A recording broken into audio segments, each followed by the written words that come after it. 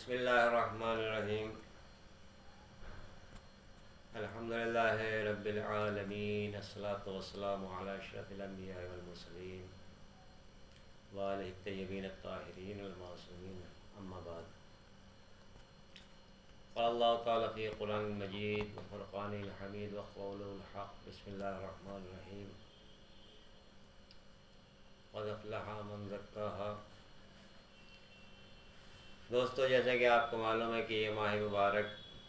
جس کی آج 29 تاریخ ہے،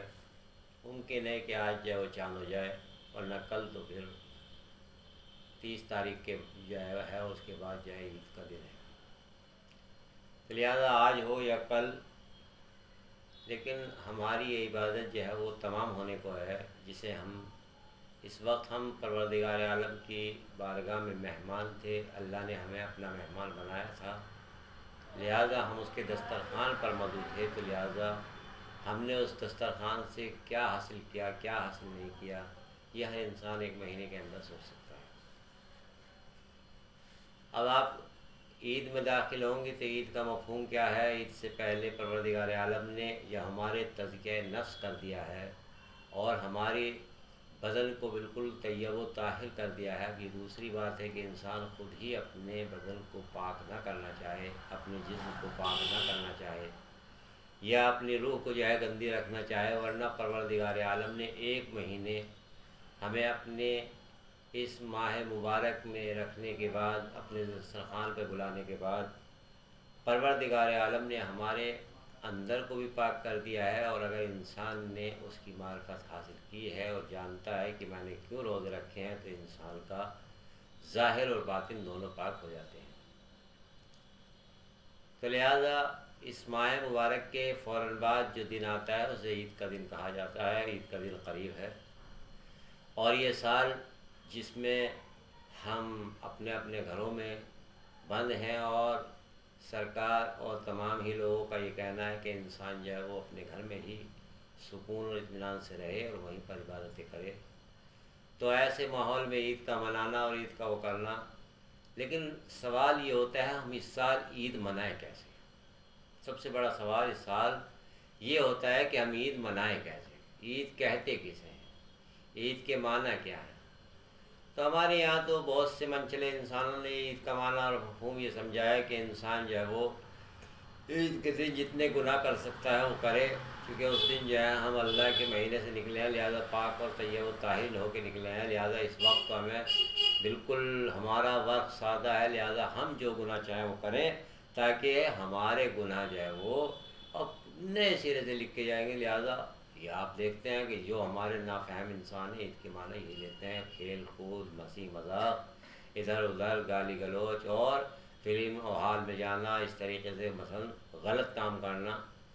تو یہ عید کا مفہوم جو ہے ہمارے یہاں ایک دیا جاتا ہے، بہت سے لوگوں کو دماغ میں جو ہے وہ یہ ہے کہ عید اسی چیز کا نام ہے، یا مثلا بہت سے سمجھتے ہیں کہ عید جو ہے وہ نئے کپڑے پہننا، اچھے کپڑے پہننا، اچھے جوتے پہننا، اچھے کھانے کھانا، اس چیز کا نام عید ہے۔ بہرحال یہ عید کی خوشیوں میں دو بالائی تو لاتے ہیں، اگر انسان کپڑے نئے پہنے گا، مثلا لباس نیا زیب تن کرے گا، مگر عید کا معنی یہ نہیں ہے۔ عید کے معنی ہے انسان کے جو اس انسان کو قرآن مجید نے بتلائے ہیں اس کے معنی کچھ اور ہیں، جو ائمہ اہل بیت علیہ الصلوۃ والسلام نے بتلائے ہیں اس عید کے معنی کچھ اور ہیں۔ ہم جب قرآن مجید میں کا مطالعہ کرتے ہیں اور اس قرآن مجید کی ان آیات کو پڑھتے ہیں جو ہم ان سوروں کو پڑھتے ہیں جو نماز عید میں پڑھے جاتے ہیں، سورہ والشمس ہے اور سورہ سبح اسمہ ہے، تو اس میں پروردگار عالم اپنی واضح آیات میں ارشاد فرماتا ہے، کیونکہ یہ سورے اس نماز میں جو ہے اللہ علماء نے کہا ہے کہ پڑھے جائیں، اور جب اس میں پڑھے جائیں تو اس کا مطلب یہ ہے کہ ان کا کوئی ربط تو ہوگا عید سے یا اس نماز سے، تبھی تو علماء کہتے ہیں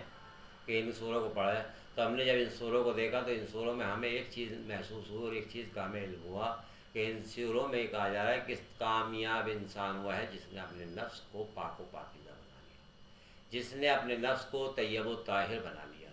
جس نے اپنے نفس کی جو ہے طہارت کر لی۔ قد افلح من زکاہا، کہ کامیاب ہیں وہ شخص جنہوں نے اپنے نفسوں کو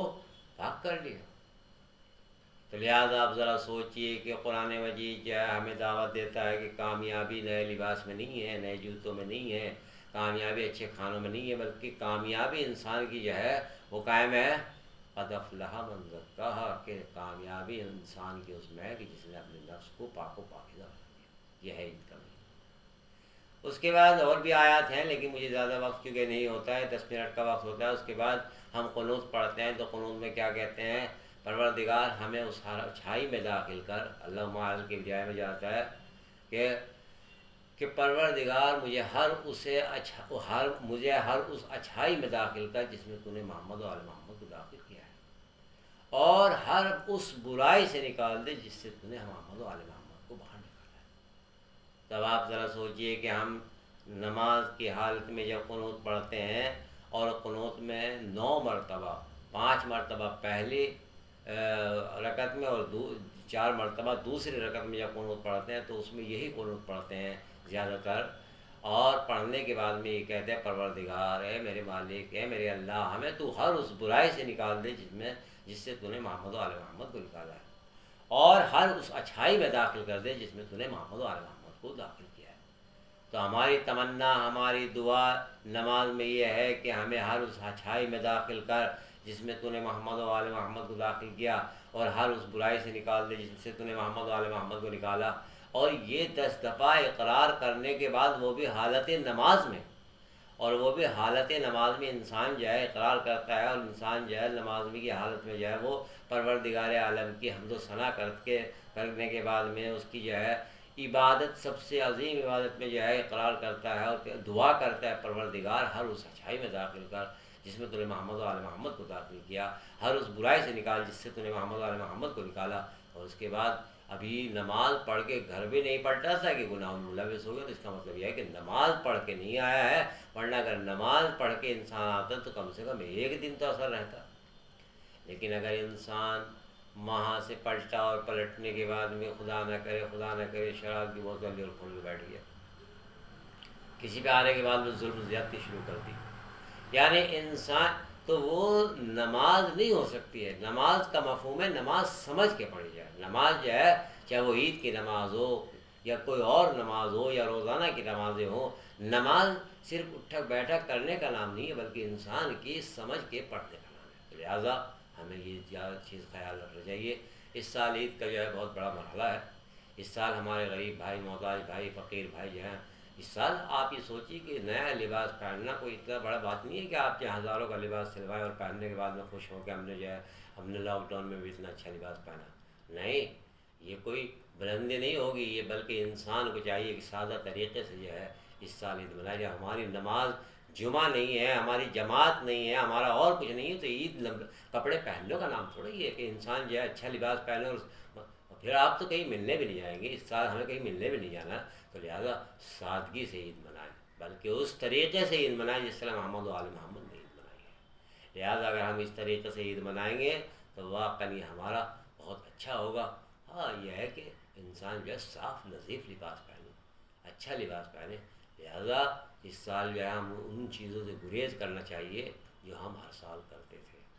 بہت ہی زیادہ مارکیٹ میں جا کے گھومتے تھے، لہٰذا اس سے اپنے کو بچایا جائے تاکہ اس مرض سے محفوظ رہ سکیں جس مرض کی وجہ سے آج پوری دنیا جو ہے وہ پریشان ہے۔ لہٰذا ہم جو ہیں اس طریقے سے عید منائیں کہ ہمارے عید منانے سے بھی یہ اللہ جو ہے وہ خوش ہو۔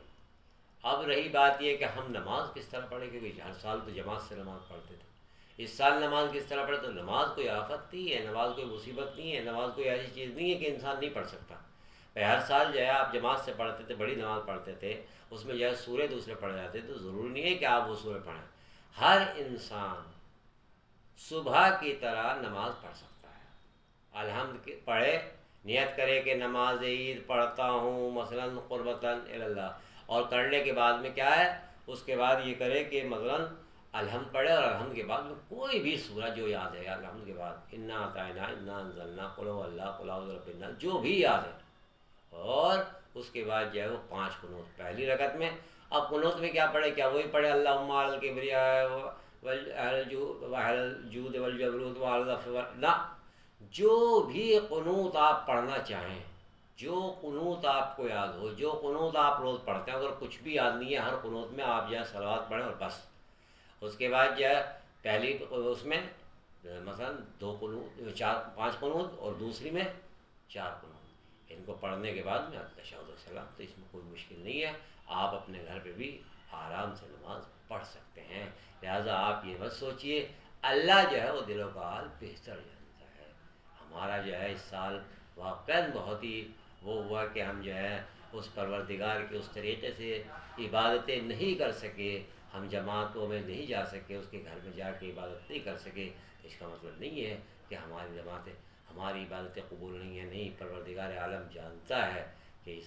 اس سال ہم کتنے مجبور رہے ہیں. پروردگار سے ہم دعا کرتے ہیں پانچ والے ہمیں زیادہ سے زیادہ عمل خیر کرنے کی توفیق عنایت فرما، اور زیادہ سے زیادہ عمل خیر میں جو ہے ہمیں حصہ لینے کی توفیق عنایت فرما، اور اس مرض کو ہم سے دور فرما. ربنا تقبل منا انک